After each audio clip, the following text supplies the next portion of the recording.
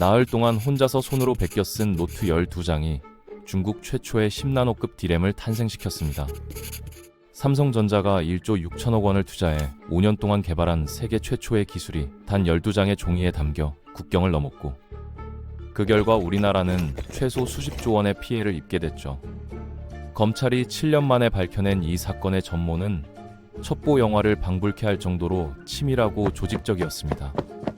오늘은 한국 반도체 산업을 뿌리째 흔든 이 충격적인 기술 유출 사건에 대해 이야기해 보겠습니다.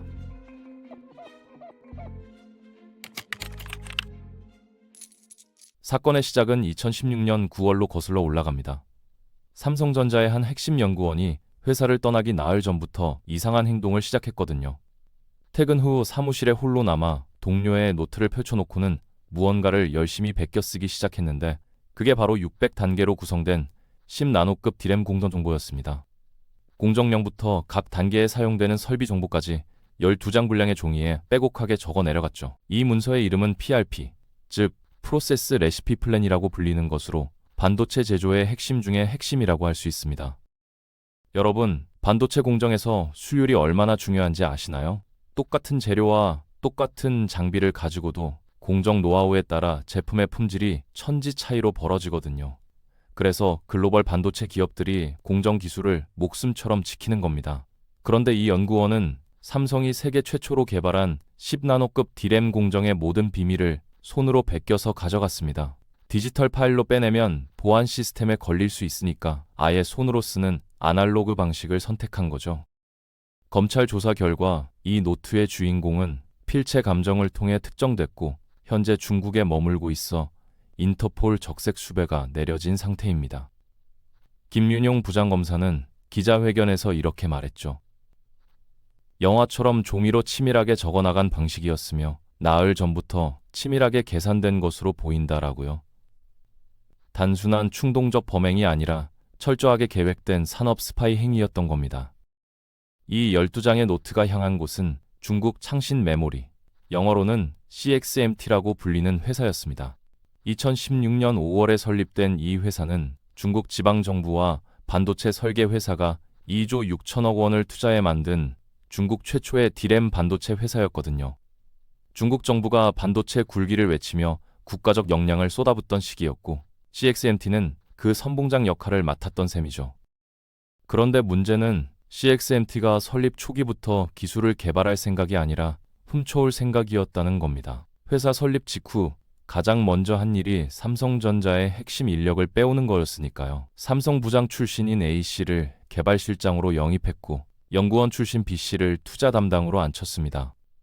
이들은 단순히 인력만 스카우트한 게 아니라 삼성의 10나노급 D램 기술을 통째로 가져오는 치밀한 계획을 세웠죠. 여기서 흥미로운 건 CXMT의 스카우트 방식입니다. 삼성전자에는 퇴사 후 2년에서 3년 동안 경쟁사로 이직할 수 없다는 조항이 있거든요. 그래서 CXMT는 정말 기발한 방법을 생각해냈습니다. 바로 위장 비료 회사를 만든 거죠. 비료 회사라니 반도체와는 전혀 관련이 없어 보이잖아요. 그게 바로 이들의 노림수였습니다. 삼성을 퇴사한 직원들을 일단 이 위장 비료 회사에 입사시켰습니다. 서류상으로는 반도체 회사가 아니니까 경쟁사 이직 제한에 걸리지 않는 거죠. 그렇게 1년에서 2년 정도 시간을 보내다가 이직 제한 기간이 끝나면 그때 CXMT로 정식 이동시키는 방식이었습니다.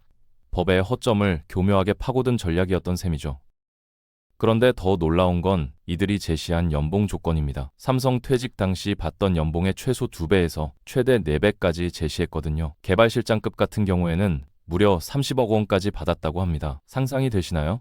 게다가 계약금 성격으로 1년치 연봉을 일시불로 주기도 했고, 사인온 보너스라는 명목으로 수억 원씩 추가로 지급했습니다. 검찰 조사에서 밝혀진 한 사례를 보면 6년 동안 총 29억 원을 받은 연구원도 있었습니다. 여기에는 계약 인센티브 3억 원과 스톡 옵션 3억 원도 포함돼 있었죠. 이 정도 금액이면 대부분의 엔지니어들이 마음이 흔들릴 수밖에 없습니다. 특히 한국에서 정년이 보장되지 않는 상황에서 노후 대비가 절실한 40대에서 50대 엔지니어들에게는 엄청난 유혹이었을 거예요. CXMT의 영입 전략은 여기서 그치지 않았습니다. 공정별로 타겟을 정해서 삼성의 부장급과 임원급 핵심 인력을 집중적으로 스카우트했거든요. 마치 퍼즐 조각을 맞추듯이 각 공정 분야의 전문가들을 하나하나 영입해서 완전한 기술 체계를 구축하려고 했던 겁니다. 포토 공정 전문가, 애칭 공정 전문가, 방막 공정 전문가 이런 식으로 분야별로 최고 인력을 모았죠. 이렇게 해서 모인 인력이 1기 개발팀입니다. 이들의 임무는 명확했습니다. 손으로 베껴온 600단계 공정 노트를 기반으로 삼성의 10나노급 디램 기술을 재현하는 거였죠. 2016년부터 2018년까지 약 2년 동안 이들은 그 노트에 적힌 공정 정보를 하나하나 검증하고 데이터베이스화하는 작업을 진행했습니다.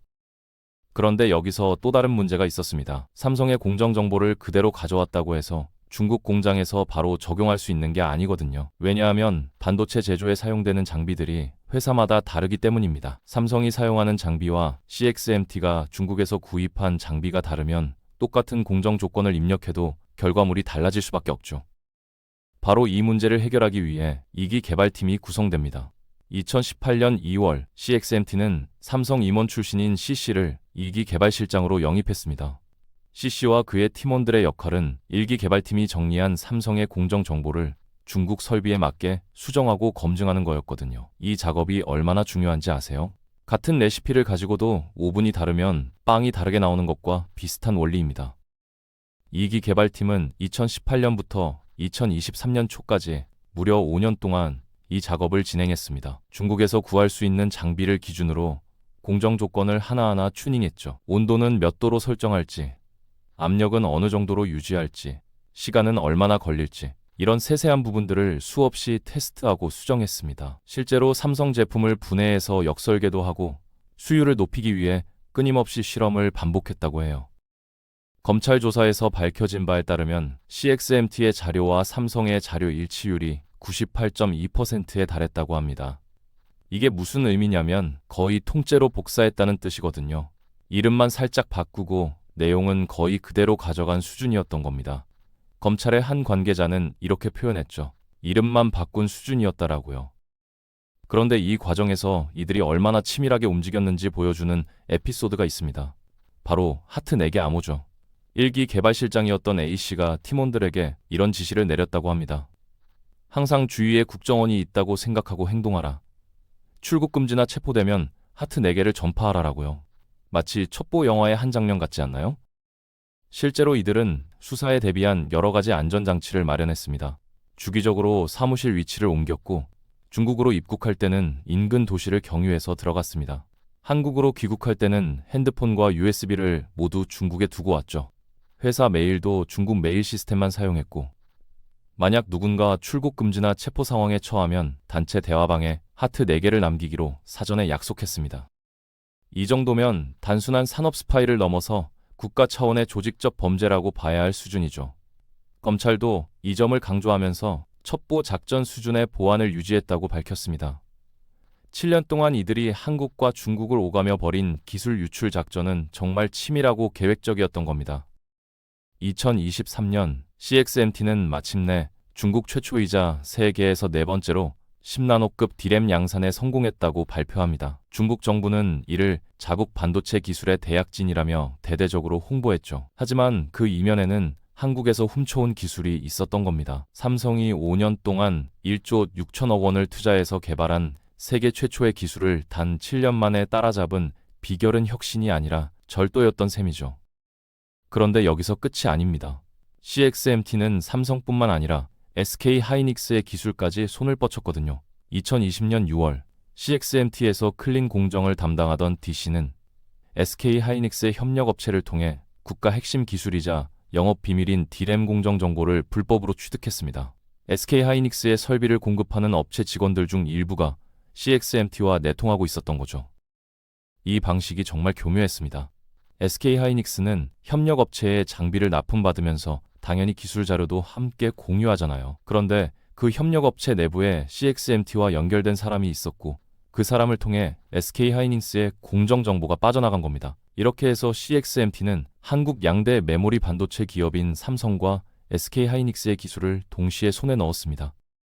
두 회사의 기술을 섞어서 쓴 거죠. 삼성의 기본 공정 틀을 가져오고 SK하이닉스의 특정 공정 노하우를 추가하는 식으로요. 이렇게 하면 더 완성도 높은 제품을 만들 수 있거든요. 한국 반도체 산업의 양대 산맥이 동시에 무너진 셈입니다. 그렇다면 검찰은 어떻게 이 사건을 밝혀냈을까요? 사실 이 사건의 수사 시작은 우연에 가까웠습니다. 2024년 1월 검찰은 다른 반도체 장비 기술 유출 사건을 수사하고 있었거든요. 그 과정에서 용의자의 컴퓨터 서버를 압수수색했는데 거기서 삼성전자 관련 자료들이 대량으로 발견된 겁니다. 이게 단서가 돼서 본격적인 수사가 시작됐죠. 검찰은 중국 현지 직원들로부터 장기간에 걸쳐 진술을 받았습니다. CXMT에서 일했던 직원들이 개발 과정을 하나하나 증언해 준 거죠. 또 일부 직원이 회사 메일이 아니라 개인 네이버 메일을 사용했던 게 결정적 증거가 됐습니다. 한국 포털 사이트 메일이니까 검찰이 영장을 받아서 압수수색할 수 있었던 거죠. 그렇게 확보한 이메일을 분석해보니 개발 과정에서 주고받은 단편적인 자료들이 나왔습니다. 이걸 증인들의 진술과 맞춰가면서 전체 그림을 재구성했죠. 마치 퍼즐 조각을 맞추듯이 하나하나 사실관계를 밝혀낸 겁니다. 교도소 접견 녹취록도 분석했고요. 이미 다른 사건으로 구속된 공범들이 접견 과정에서 나눈 대화 속에서도 단서를 찾아냈습니다. 가장 결정적인 증거는 600단계 공정이 적힌 노트였습니다. 검찰은 그 노트의 필체를 감정했고 전직 삼성 연구원의 것으로 확인했죠. 그 연구원은 현재 중국에 머물고 있어서 신병 확보는 못했지만 인터폴을 통해 적색 수배를 발부했습니다. 여권도 무효화 조치했고요. 언젠가는 잡힐 거라는 게 검찰의 입장입니다. 결국 2025년 12월 23일 서울중앙지검은 총 10명을 재판에 넘겼습니다. 이 중 CXMT의 1기와 2기 개발팀 핵심 인력 5명은 구속 기소됐고 나머지 5명은 불구속 기소됐죠. 혐의는 산업기술보호법 위반, 즉 국가 핵심 기술 국외 유출과 부정경쟁방지법 위반, 즉 영업비밀 국외 누설입니다. 이미 다른 사건으로 징역형을 선고받고 대법원 상고심을 받던 A씨는 이번에 추가 기소됐습니다. 그렇다면 이 사건으로 인한 피해는 얼마나 될까요? 검찰과 반도체 업계는 삼성전자의 2024년 매출 감소액만 약 5조 원으로 추산하고 있습니다. 세계 시장 점유율 변화를 근거로 계산한 결과죠. 삼성이 차지하던 시장을 CXMT가 가져가면서 생긴 손실이 이 정도라는 겁니다. 그런데 이게 끝이 아닙니다. 향후 국가 경제 전반에 미칠 영향까지 고려하면 피해액은 최소 수십조 원에 달할 것으로 예상됩니다. 왜 그럴까요? 반도체 산업은 한국 경제의 핵심이거든요. 수출의 20% 이상을 차지하고 수많은 협력업체와 연관 산업이 연결돼 있죠. 삼성과 SK하이닉스가 타격을 입으면 그 파급 효과는 한국 경제 전체로 번집니다. 게다가 이건 단순한 매출 손실의 문제가 아닙니다. 기술 격차가 줄어들면서 한국 반도체의 경쟁력 자체가 흔들리는 거죠. 지금까지 한국이 메모리 반도체 시장을 지배할 수 있었던 이유는 기술 우위 때문이었습니다. 그런데 그 기술이 유출되면 가격 경쟁으로 갈 수밖에 없고 그러면 중국의 저렴한 인건비와 정부 지원을 당해낼 수 없거든요. 특히 10나노급 D램 기술은 단순히 메모리만의 문제가 아닙니다. 이 기술은 고대 여폭 메모리, 즉 HBM 개발의 기반이 되거든요.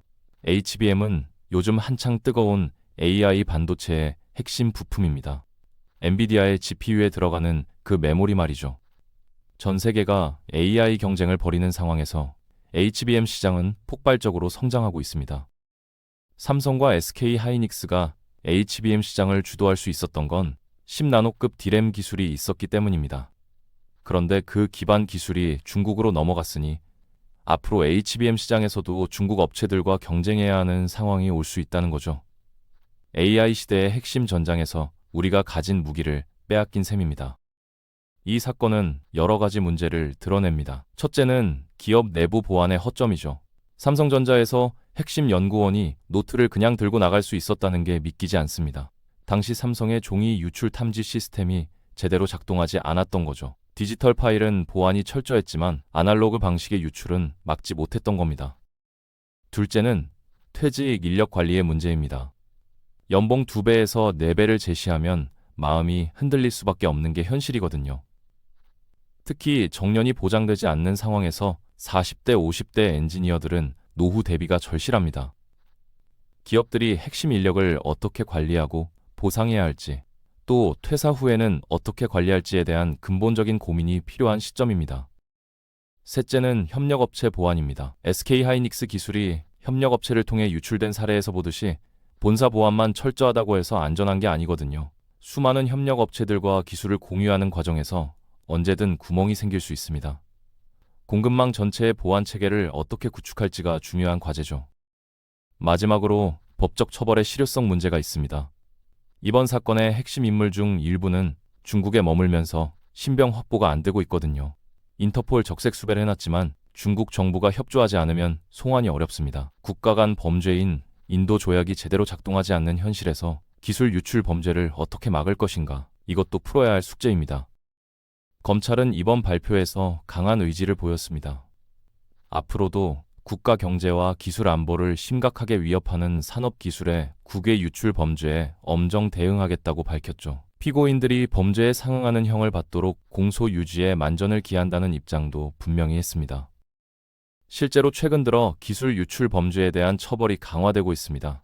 대법원 양형위원회는 2024년 3월 국가 핵심 기술의 해외 유출 범죄에 대해 최대 징역 18년까지 선고할 수 있도록 양형 기준을 상향 조정했거든요. 이번 사건의 주범 중 한 명은 이미 1심에서 징역 7년을 선고받았는데 이는 국가 핵심 기술 유출 사건 중 최고 수준의 형량입니다. 하지만 징역 7년이면 충분할까요? 수십조 원의 피해를 낸 범죄에 비하면 너무 가볍다는 지적도 나옵니다. 개인이 받은 돈은 29억 원 정도인데 국가가 입은 피해는 수십조 원이거든요.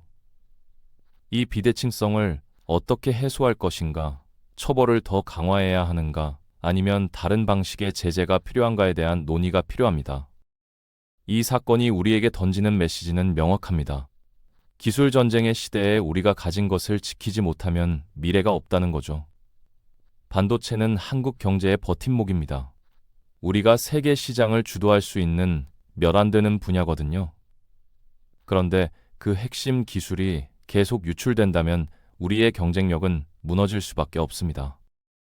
중국은 이미 반도체 굴기를 국가 전략으로 추진하고 있습니다. 막대한 자금을 쏟아붓고 있고 전 세계에서 인재를 빨아들이고 있죠. 미국은 중국의 반도체 산업 발전을 막기 위해 장비 수출과 인력 이동을 규제하고 있습니다. 이런 상황에서 한국은 어떤 전략을 가져야 할까요? 우리는 기술을 지키면서 동시에 계속 혁신해야 합니다. 지금 가진 기술에만 안주하면 결국 따라잡히거든요. 삼성과 SK하이닉스는 이미 더 앞선 기술 개발에 박차를 가하고 있습니다. 4세대 HBM을 넘어 5세대 HBM을 준비하고 있고 3나노 공정 기술도 개발 중이죠. 기술 격차를 계속 벌려나가는 게 유일한 생존 전략입니다.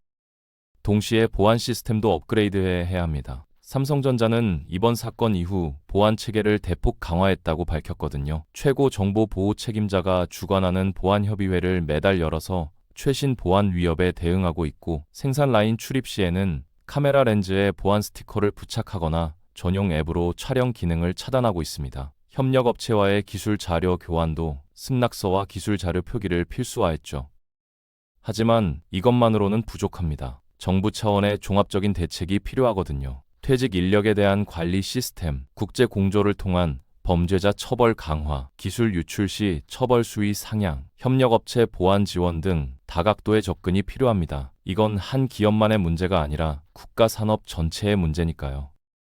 오늘 이야기한 사건은 단순히 한 회사가 기술을 빼앗긴 것 이상의 의미를 가집니다. 우리나라가 글로벌 경쟁에서 살아남기 위해 무엇을 지켜야 하는지, 어떤 준비를 해야 하는지를 보여주는 사례죠. 12장의 노트가 수십조 원의 피해로 이어진 이 충격적인 사건을 교훈 삼아 우리는 더 철저한 대비를 해 나가야 할 것입니다.